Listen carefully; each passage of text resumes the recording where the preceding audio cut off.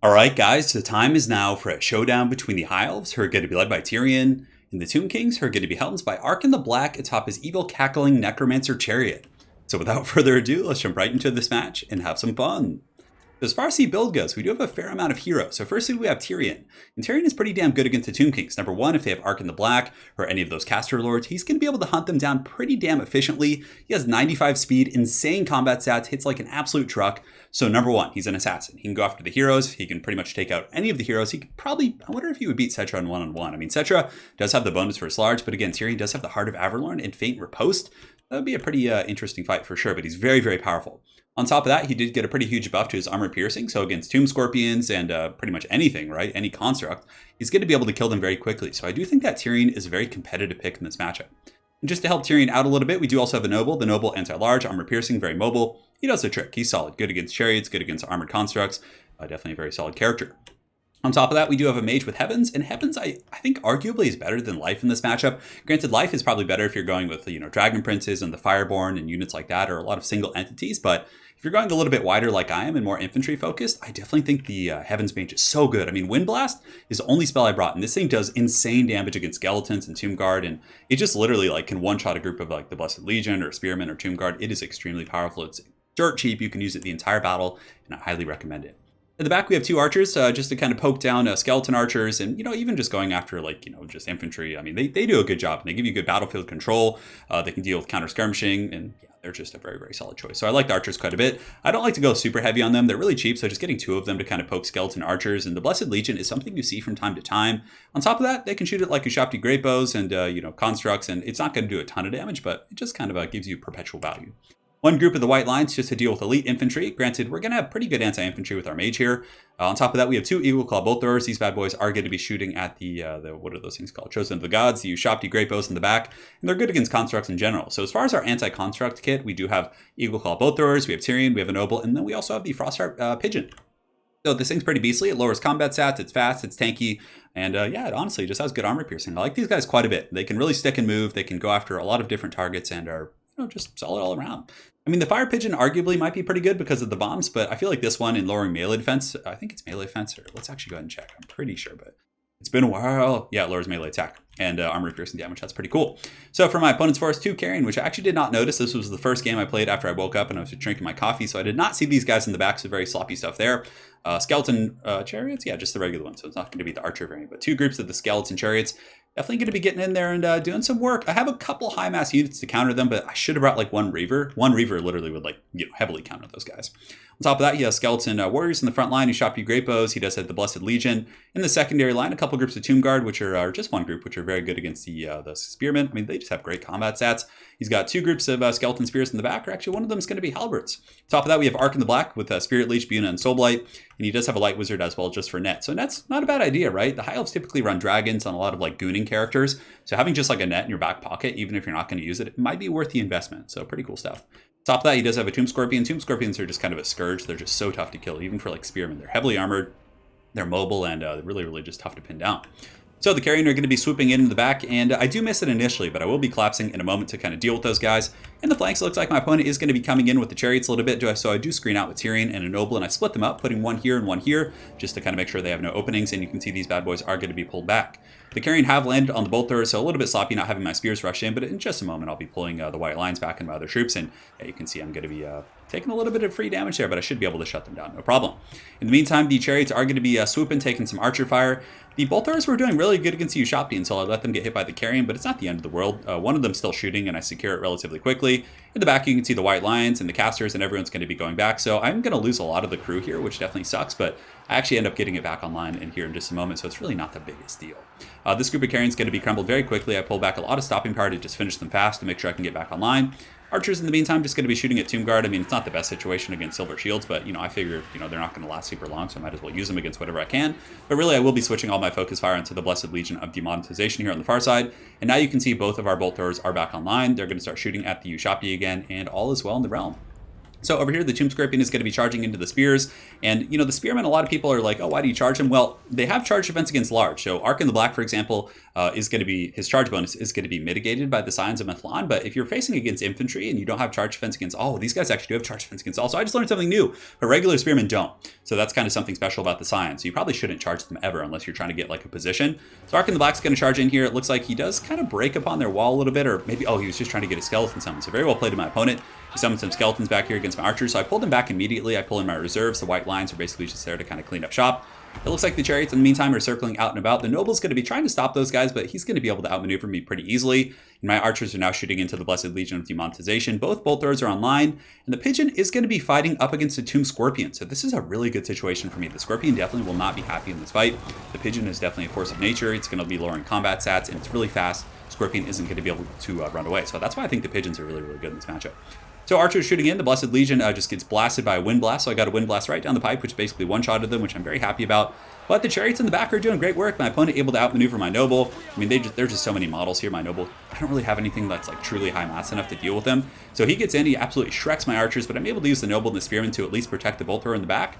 Here I have Tyrion trying to chase down Arkin the Black, but Arkin is cackling and he's pretty quick with his 84 speed, so I can't catch him, but he can juke me, he can run back to his halberds. Definitely not the best situation. But the Blessed Legion's 100% dead, which is quite good. The white lines here do get smacked with the Fate of Buna, and they actually lose to these Skeleton Warriors because of that. So, but Fate of Buna is a pretty big investment. Chariots coming in here, slamming into my archers. So the backline's absolute anarchy, but I'm winning some pivotal battles as well. So this Tomb Scorpion hasn't been able to get away from the pigeon. It's too fast, it's too furious. Vin Diesel will be proud, and it's doing a pretty good job against his Tomb Scorpion. So very happy about that. In the meantime, Tyrion's just kind of looking for a home, and right now I couldn't catch Arkin, and Arkin kept running through skeletons and just causing all kinds of shenanigans. So Tyrion is going to be just fighting the chariots here in a moment. I'm not sure what he's pushing forward to go after, but maybe I accidentally told him to attack the skeletons, but nonetheless, he's doing his job. He'll be fighting here in a moment. But the Eagle Claw bolt thrower is proven to be very cost effective here. Those things are dirt cheap, and they're really taking out these Ushapti. You can see one of the Chosen of the Gods here getting taken out, and the pigeon actually was able to kill the Tomb Scorpion solo, which is great. And now it's going to be just chasing down the skeleton chariots, and I have another tool to really punish them. You can see a huge amount of damage coming in, melee attack of the Tomb Guard, and all these guys being lowered at the same time, which is quite good. Arkin the Black and company just kind of harassing the far side. The spearmen are shaken, pretty beat up here, and I did have the High Mage trying to get a little bit of free damage here on the Lich Priest, but they weren't able to do so. But yeah, it's pretty much just anarchy at this point, right? The chariots are charging about. I have some kind of organization here in the back. He does use his Ushapti summon against my artillery in the back, trying to free up his Ushapti great bows. But the spearmen should be able to finish off these Ushapti simply because they're the summoned variant, right? So they're going to be degenerating naturally, which is very, very good for me. In the meantime, the Frostheart Phoenix is just kind of helping out in the front line, clearing up some of the chaff. Spearman's still fighting pretty honorably here. Tyrion does get slapped with a Spirit Leech, but he does have the Heart of Averlorn, so I didn't really care too much about that. And one of my bolt throwers still shooting in here. We might be able to crumble the Chosen of the Gods, which I'm quite happy about. And my archers are actually rallying as well. So some of them kind of broke off here earlier from the chariot harass, but now that they're kind of falling back, they're able to shoot at the chariots and actually do some okay poking damage. Arkin the Black just taking a huge slapping from Tyrion, just the alpha high elf here coming in here, doing some very good work. The pigeon dives in here and is finishing off the troops. So suddenly the Tomb Kings are looking a little bit thin in the front line. They have a Lich Priest. They do have Arkin the Black, of course, and other Wind Blast coming down, just ravaging these Tomb Guard and Skeleton Warriors. And the remnants of the Spearmen, my third reserve rank, is able to pour forward and kind of pin down these chariots, and with some archer fire, they're able to do really good work. Over here, the Mage with Heavens is also going to be chasing Arkin, getting a little bit of damage, so, I mean, it's not going to be a lot, but at least I'm keeping him busy. And Tyrion and the Bird are going to be attacking the Lich Priest. So the Lich Priest is on foot. His nets are not going to save him from Tyrion. Tyrion's going to be able to kill him very quickly, and in a moment, I do get the Pigeon and send him elsewhere. But yeah, you can see that Arkin is not able to get away from this noble high elf steed. In the back, the Chosen of the Gods are getting taken out by the bolt throwers, so they've been paying for themselves. I mean, Chosen of the Gods and Ushapti in general cost like upwards of 1,000 for the great bows, so these bolt throwers, in terms of their like just a cost for cost trade, are doing very, very well. So some of my spearmen did get into the back line, the Scions, and I'm trying to outmaneuver these halberds and just attack the Chosen of the Gods. But Arkin actually accidentally lures some troops back here. So he lured the pigeon back. He's trying to juke me out, and he's doing a good job. A massive wind blast going down, just tearing up those Tomb Guard. It wasn't a perfect cast, but it still did some pretty good damage. Now the pigeon, with its great armor piercing, is going to be able to just do a number on these Ushapti, putting their melee attack down to 19, so they're really not going to be able to fight back that well. Arkin does pop the Liber Mortis, which is going to be very good. The Tomb Guard with halberds are also going to be piling back in to fight. The Scions of Methlon, probably not. I don't know what my Winds of Magic situation was like, but I don't know if they're going to be giving that damage to this. Maybe they are. It looks like the buff is actually there. So Ushapti Great Bow is going down pretty hard here, but in the back I'm relatively stable. Some chariots in the distance are coming back, not rallying, but it looks like they were just given an order to move away, and now they're going to be coming back in. Spearmen and White Lions in pretty good shape. The Noble's healthy. Tyrion is low, but I mean, you can never count Tyrion out. He's pretty powerful with that Star of Averlorn, or Heart of Averlorn, so he's going to be chasing down Arkin, and he is faster than Arkin, so you can see he's starting to work him down a little bit, getting some good damage, but you know, he does have to like stop and start again once he gets an attack. back, which is a little bit annoying. But the bounce power definitely in my favor. The high elf build working pretty well. The pigeon and company able to get into the back line. Ushabti here are pretty much done for. They're not going to be able to generate too much value. And the noble is going to be chasing down the chariots. And yeah, you can see the chariots are probably going to be used to pin down Tyrion for a moment. So he's my opponent charging in, trying to lock down Tyrion, also attacking with Arc in the Black. But I knew I had that heart in the back pocket, and I haven't had any healing this entire game, so the healing cap isn't going to be an issue. You can see Tyrion getting some decent attacks here on the chariots, but yeah, he's able to get my archers and the curse going off from Arc in the Black, and also another summon, so very well played to my opponent. I mean, his micro with Arc in this game has been insane, so he was able to kind of run, get a really good tar pit summon, and you look at this, I mean, the horses don't really have the best mass, and the skeleton warriors are able to kind of pin me in, which is a little bit tricky. In the distance, the pigeon and company pretty much finished off the Ushabti. They're crumbling, they have like one model left, and at that point I will be pulling back. The High Magic Mage is going to be coming back as well to help out a little bit, and you can see the last of the Tomb King's natural infantry, so aside from their summons, we're offline here. Skeleton Warrior's pretty much done for, and looks like he's able to get the bolt through our crew with Arc in the Black, but yeah, the Noble's able to break free. Tyrion's still trying to push out, but the Noble, of course, could probably solo Arc in the Black. It has anti-large, it has armor piercing, and Arc in the Black is all of those things, armored and large. And Arc in the Black's going to go down, so well played to my opponent. That was a very fun game.